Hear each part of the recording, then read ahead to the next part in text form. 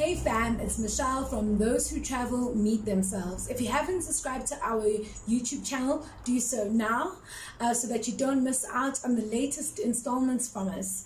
So today we are chatting to Briony, who lives in KZN. I've known her since, I think it would have been 2012 when we first met. And how I met her is that I was doing a blogging trip for Durban Tourism, and I was with a blogger from South Korea.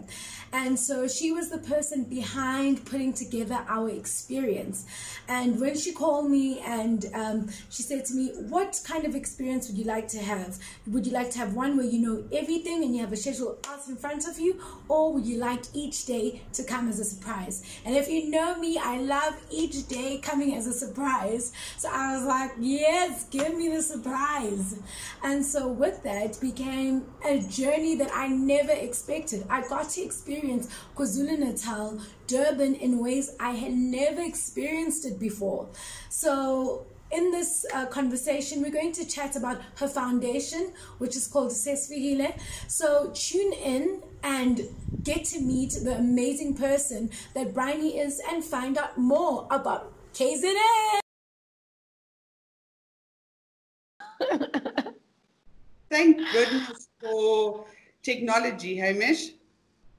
I know it says poor connection, so I hope that the what you call this, our the video footage comes out semi okay of how good looking we are.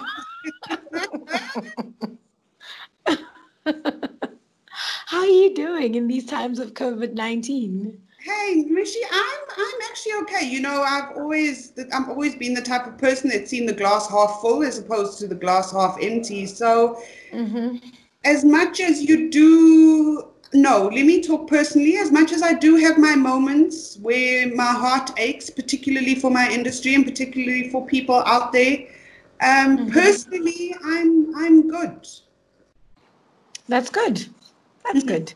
I think a lot of us are going through interesting times, you know, because it's not just the industry stuff that one worries about. And with industry, talking to all industries, because it's not just travel and tourism that's being affected right now, but it's also just, you know, it's our own sanity. You know, people aren't used to being cooped up in the house.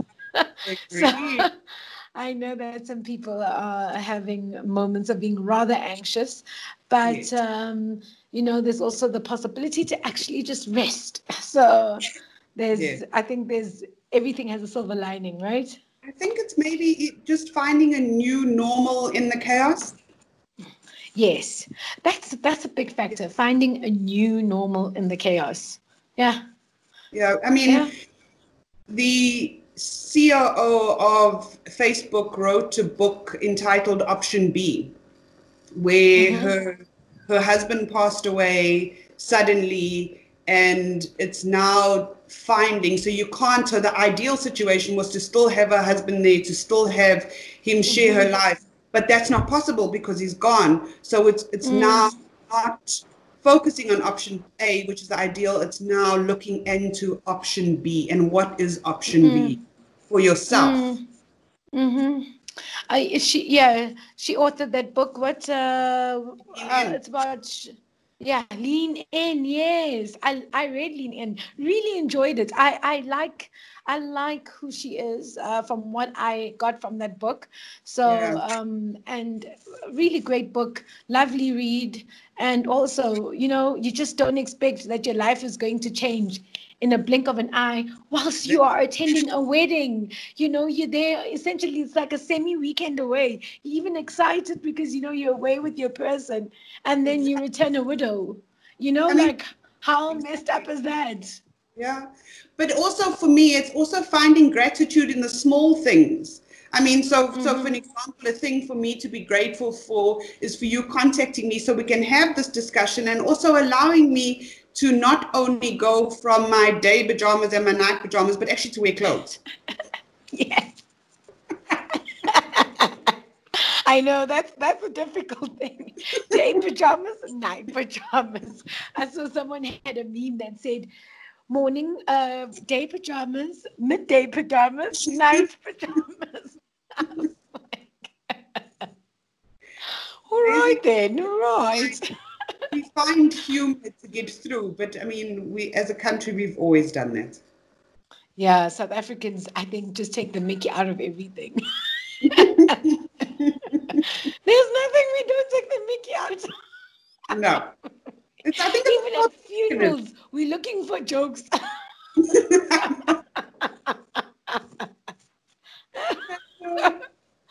Oh, that's funny. So B, for those who don't know you as much as I know you, I'd like you to please introduce yourself and tell us who you are, what you do, and what makes you tick. Okay, so my name is Briony Lee Smith. I was born in the exceptional province of KwaZulu-Natal.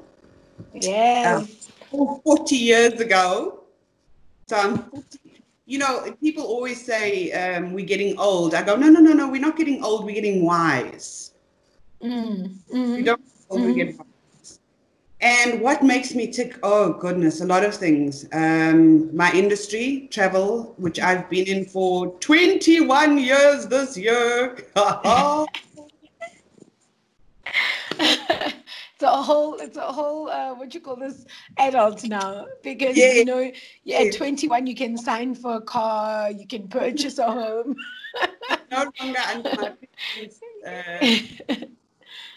I'm no longer under my parents. I'm a fully fledged adult in the industry. Yes. Yeah, absolutely. And spending time with family and friends is one of the things that really makes me tick, and enjoying good food. I love good food. Mm-hmm. And another thing that really, really, really excites me is experiencing something new, experiencing something for the first time, stepping outside your comfort zone. I mean, one of the things that's always been, as much as I do post on social media and I'm able to post pictures on social media, when it comes to me actually using my words and videos on social media, it's not something that I'm comfortable with, and people think because I'm a business person it should be easy, but it's not. So one of the things that being in this situation has forced us to do is be comfortable in our vulnerability, to use our vulnerability to grow and to just be. Just be. Yes. Just be. If we were at Toastmasters, you would get brownie points for having used the word of the day. Just be.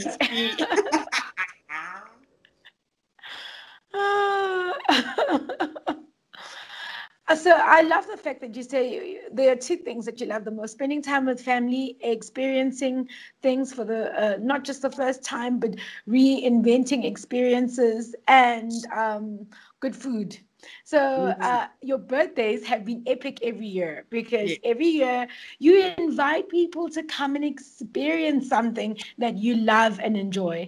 And I think that's something very interesting that you've done, and how you've used your birthday not only to celebrate yourself, but also to celebrate great businesses that have made you happy.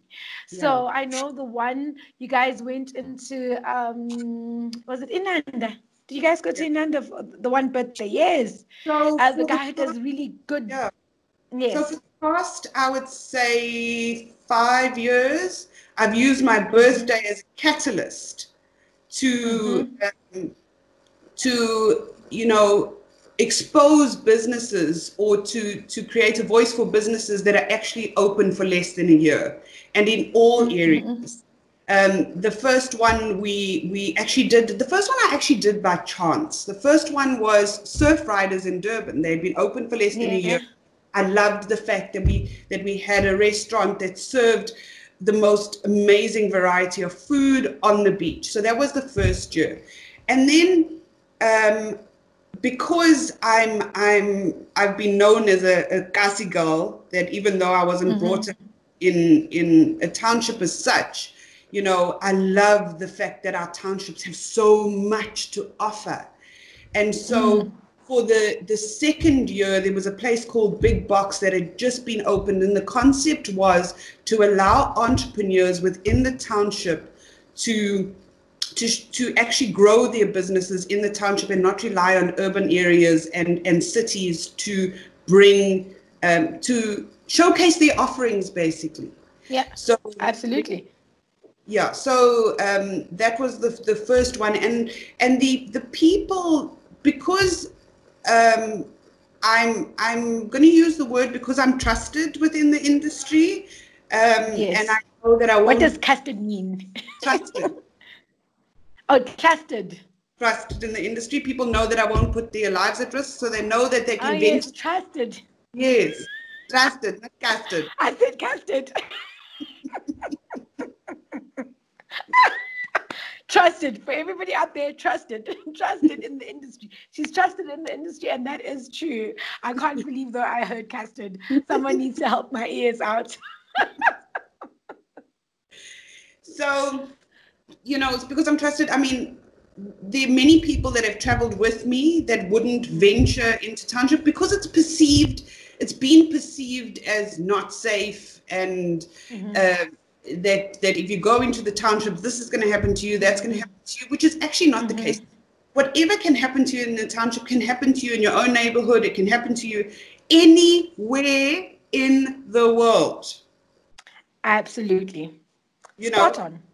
And then we used then we went to Kasi Taste in Belito, Chef Pumlani. Oh my goodness, he has the most amazing food. And currently, if you look for him in the Belito area, he has been certified to still assist with food and stuff. So please look him up, Kasi Taste. Also, he got his certificates essentially. Yes. Fantastic. And then because 2018 was the because 2018 was the centenary of Madiba, I decided to really go big. And there's so many hidden treasures that people are not aware of. That the fact that meters away from each other is Gandhi settlement, where Gandhi lived, and not even 10 kilometers down the road, is Ohlange Institute, which is the home of John Langalibalele Dube, who's the founding member of the ANC. Father of the ANC. Yeah. So we did that, and then last year for my 40th, I launched my heart project, what I refer to as my heart work, which is my travel foundation. Which is called the Ses Fikile Travel Foundation. And Ses Fikile means we have arrived. So we come from a history where we were restricted in our movements and restricted in what we could do. And so what we could experience. So not only am I inviting people to literally physically arrive, but also we've made it, we've grown, we are able to arrive in many other aspects, not just physical. Yes. And I loved that story so much that we decided to feature it in the book. Those who travel meet themselves. So for those who want to hear the story, it's inside this book, which you can get a copy of. Just DM us on Instagram. But back to what you were sharing with us. Sorry. I just popped in there like... No problem. You can continue. Yeah, no. So the thing for me is that now that we are in lockdown, and now that we are being restricted, we are able to get a sense of what certain things were like. And the one thing that I want to encourage everybody to do during this time is to dream, because that hasn't been taken away. Get a post-COVID-19 to-do list, things that when the list of the stuff that you want to achieve, that you want to do, that you want to see, that you want to experience, when all this is, I'm not going to say a distant memory, because that's going to take a long time. I'm going to say all this when we are allowed to venture beyond our doorsteps. Yeah, absolutely. Absolutely. And I think that's super important because, I put up a post on Human Rights Day, and I said, it's interesting that in order for us to experience the right to life, right now we're going to have to restrict ourselves. And that impacts so much of our human rights as well. Yeah. And so, but in order to flatten the curve, it's something that we actually have to do.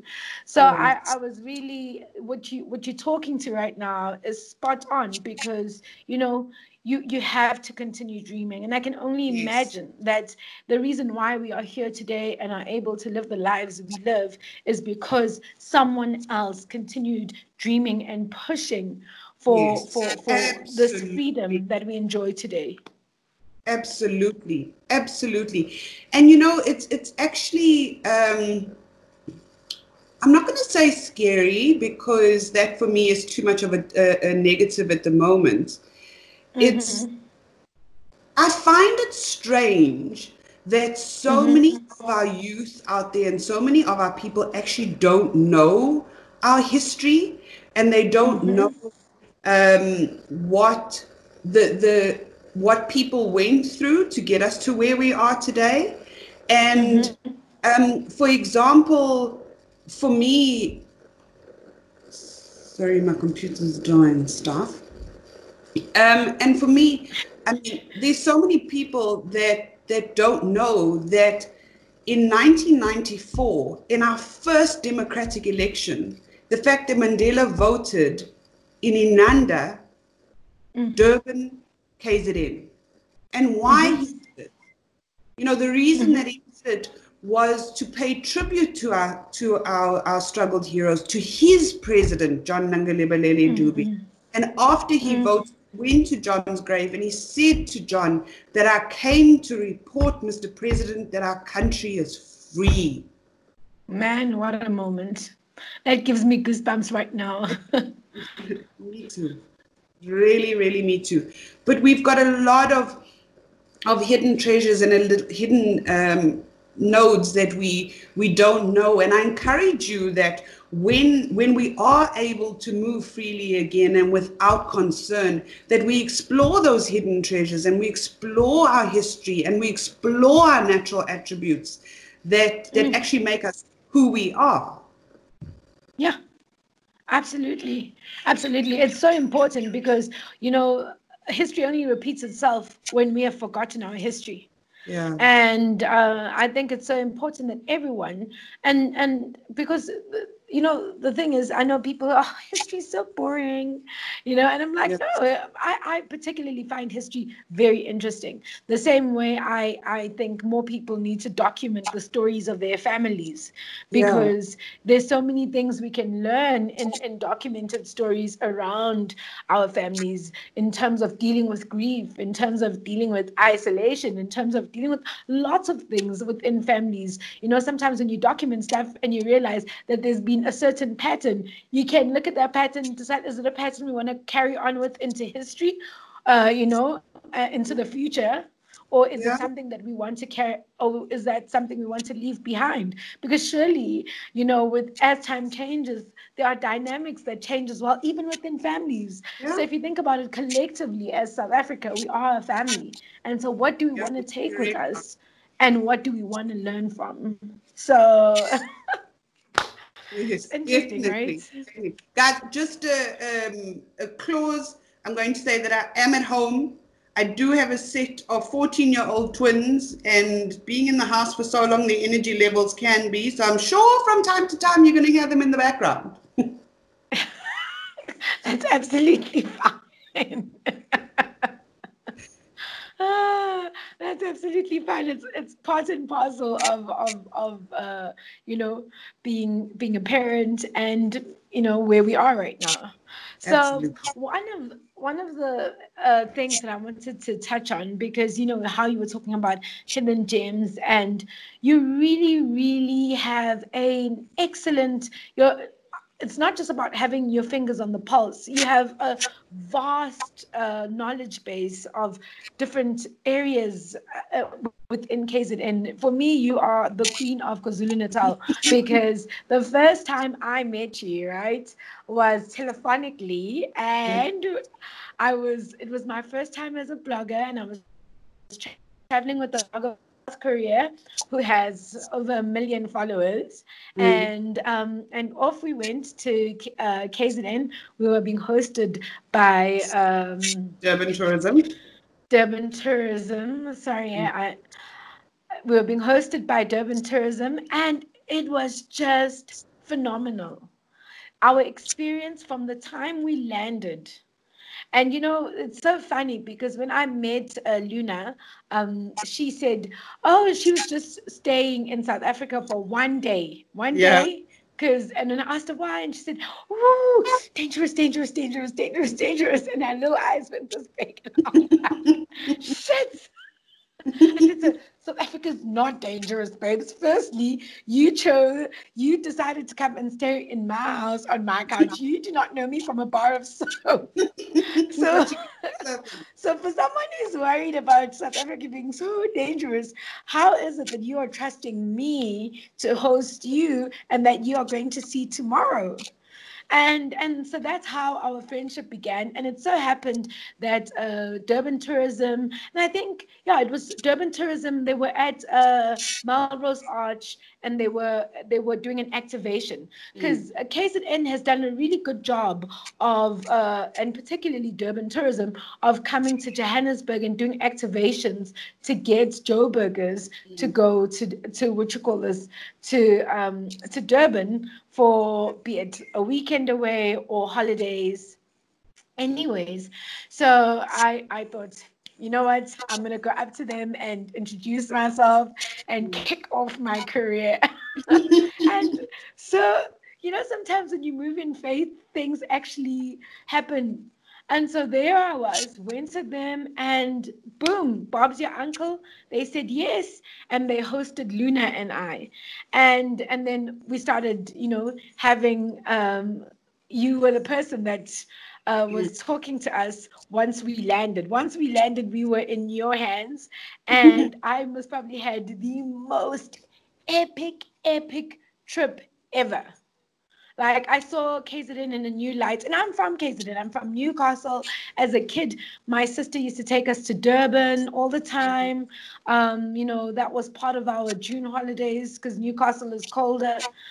And like, I saw it in an entirely new light. Can you just share some of those experiences with us? And the fact that every day was a surprise. Every day. May I just add?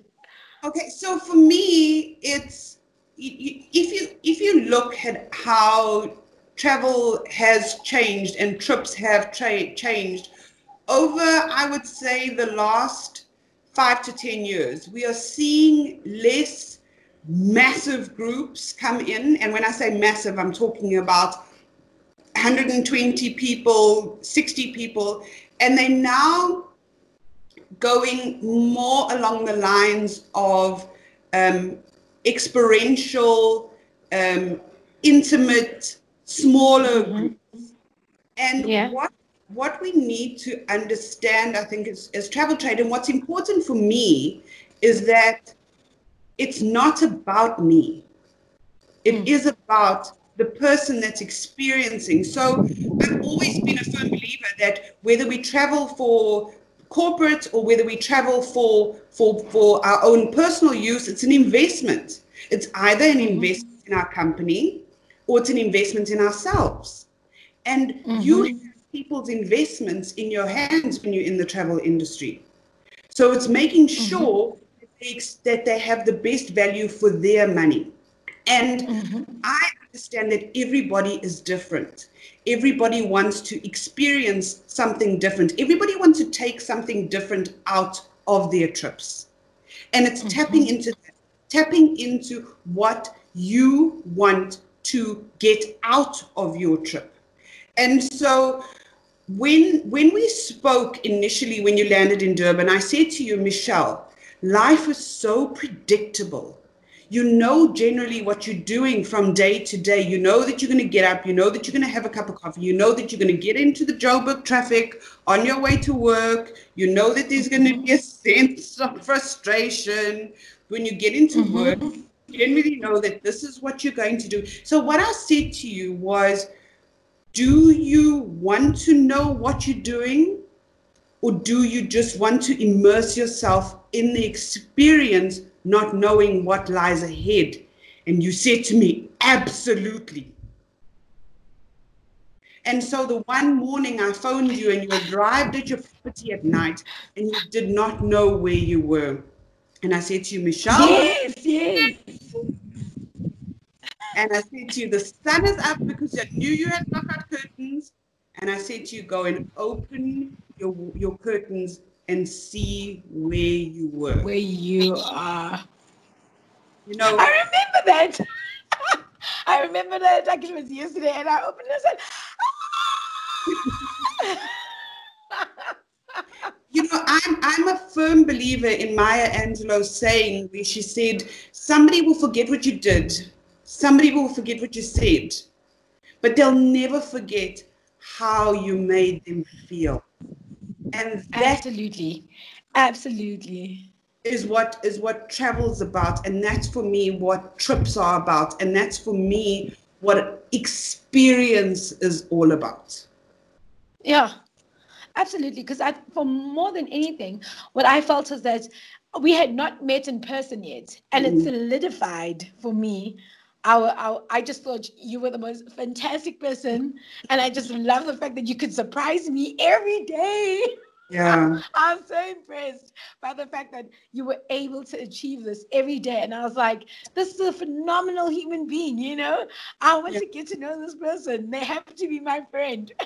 I mean, and another story. So I had, you know, back when B Africa was, because my tour company was B Africa Travel and Tours. Back then, when my company was up and fully running, now I'm concentrating more on the foundation side of things. But I also had a young lady phone me and say that they're looking for something. She's looking for something to do with her mum, and she's from Ishawi. So I said to her, have you ever traveled and spent a night at Sharkaland? Now, bearing in mind, she was a black woman that was brought up Shawi.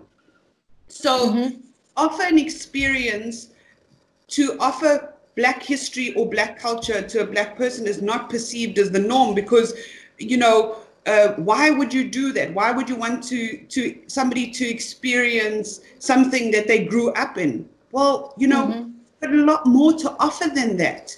Every community is different, and with every community being different, every community has something different to offer. So no matter what cultural background we have, people within our own communities can teach us stuff that we never knew or allow us to experience stuff that we never experienced before. And absolutely.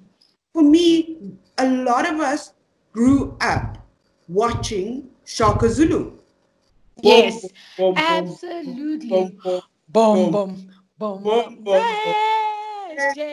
Wingasi. So,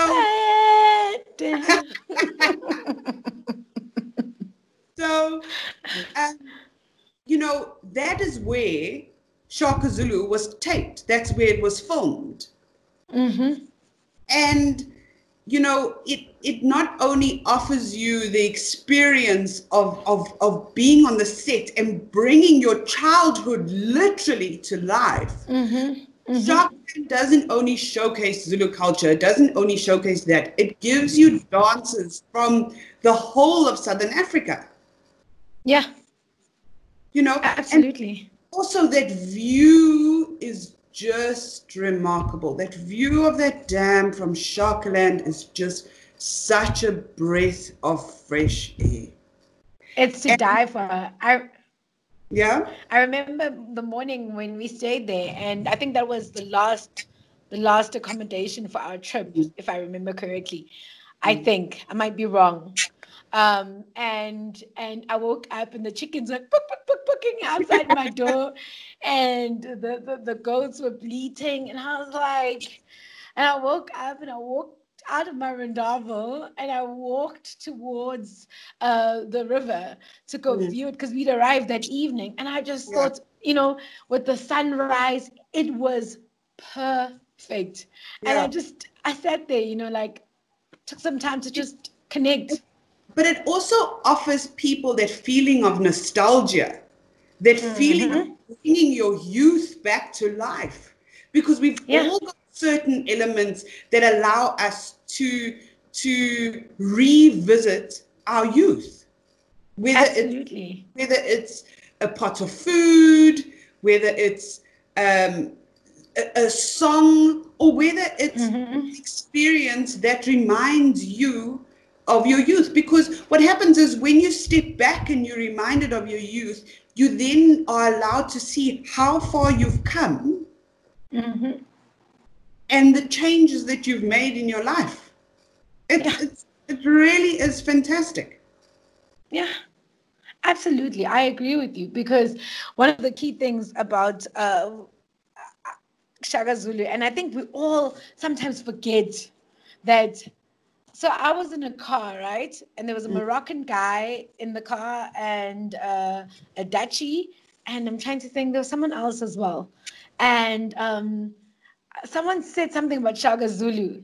And I was like, yeah, and they're like, and then the Moroccan guy goes, dude, I grew up watching Shaka Zulu. I would love to go. Yes. And the Dutch guy as well, yeah. All of them have seen the series. And I was like, this is such an interesting thing, because, sometimes you ask yourself, why does everybody know, Shaka Zulu so much, right? Yes, fine. Historically, he taught the English a lesson and showed them how to fight. No one forgets that, right? Yeah. And so that's why we have the Battle of Isandlwana. But you never think that what you were watching growing up is something that someone who was sitting in Morocco, the Netherlands, the US was watching whilst growing up. And yes? I mean, if you think about it, how many times a day the word Zulu is actually spoken? Because if we look at the international alphabet in terms of Alpha, Bravo, Foxtrot, Charlie, Zulu's in there. So the amount of times the word Zulu is spoken on a daily basis, I don't even think people actually understand. I remember the first time I heard of Zulu time, and I was like, not realizing when I was like, these guys made it into time as well. We are so blessed. I mean, Durban and KZN has often been referred to as the cultural melting pot of South Africa. Yeah. And we have such a diverse culture, and it's amazing how the cultures actually have intertwined. Yes. And Durban is renowned for so many different types of cuisine and stuff that you won't find anywhere else in the world. Absolutely. It really is a melting pot. It's phenomenal. I love Durban. I mean, and I love KZN, meandering through the Midlands. I did the capture site. I loved that. I like the quietness of it. I grew up on a farm. So, and Cartkloof, the tree canopy tours over there. Oh, yeah. And I did this, they have a walk now where you walk through the garden, not through the garden, but through the river. So they have art installations, and really awesome. I loved it. I didn't know that. I kept the Kai. Yeah, I know. It's pretty cool. They launched it last year, yeah.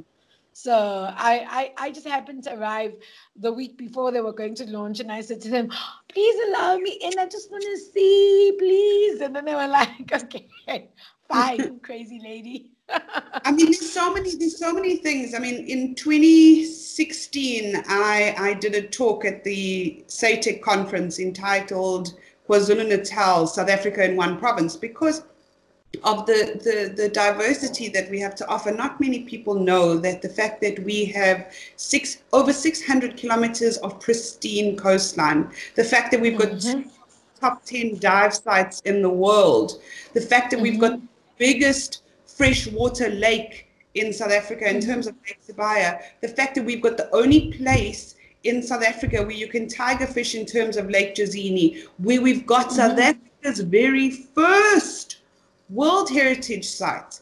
And in 2002, when it was proclaimed a World Heritage Site, Mandela said he wanted to be the only place in the world where the largest land mammal, the elephant, and the oldest land mammal, the rhino, live in the same ecosystem as the largest sea mammal, which is the whale, and the oldest fish, which is the coelacanth. And that is Imangaliso, right? Isimangaliso Wetland Park. I mean, we're home to Africa's oldest game park in terms of the Hlui and Mfolozi game. You know, it is the very place where the white rhino got saved from extinction. Absolutely. Yeah. It's quite phenomenal. It really is. So, B, I'm just... We're very good at going completely off topic, hey, Mishi? Yes, but I mean, we're talking about KZN, you know? It's hard to stay on topic with so many beautiful things around. It's like a box of chocolates, right? So, yeah. So if you enjoyed that video, make sure that you subscribe and like and share with everyone. And if you haven't bought a copy of Those Who Travel Meet Themselves yet, please contact us, DM me directly, or email me at michelle@vochlife.com. Thank you.